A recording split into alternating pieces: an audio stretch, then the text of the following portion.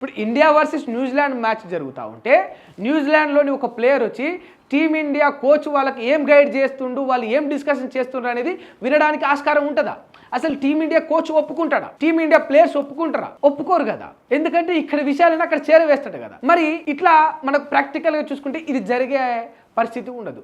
మరి సంజయ్ కుమార్ అనే ఈ వ్యక్తి పార్టీ ఫిరాయింపు జరపకపోతే బీఆర్ఎస్ పార్టీలోనే ఉంటే ఆయనే కాంగ్రెస్ పార్టీ ఇంటర్నల్ మీటింగ్ జరిగిన గాంధీ భవన్కి ఎట్లా అటెండ్ అయ్యింది? అసలు బీఆర్ఎస్ పార్టీ అభ్యర్థిని పార్టీ యొక్క ప్రైవేట్ మీటింగ్కి ఎట్లా కాంగ్రెస్ పార్టీ స్వాగతించింది? ఇది కాదా ఎవిడెన్స్ అని జనాలందరూ కూడా విమర్శిస్తూ ఉన్నారు. వాస్తవానికి ప్రజాస్వామ్యాన్ని కాపాడాల్సిన బాధ్యత మీ మీద ఉంటుంది. ఎందుకంటే ఈ పార్టీ ఫిరాయింపుల విషయానికి వస్తే చాలామంది రకరకాలుగా మాట్లాడుతూ ఉన్నారు. ఎందుకంటే పార్టీలు మారిరని, మారలేదని, గూడెం మైపాల్ రెడ్డి లాంటి వాళ్ళు ఒప్పుకోవడం, స్వయంగా కొంచెం తప్పటడుగు వేశాను మళ్ళీ తిరిగి వెనక్కు వస్తున్నానని చెప్పడం కావచ్చు. దానం నాగేందర్, కడియం శ్రీహరి వాళ్ళు లాంటి వాళ్ళు ఏ పార్టీలో ఉండాలనో ఆ పార్టీలనే ఉన్నామని చెప్పే అంశాలను అయితే చూస్తూ ఉన్నాం.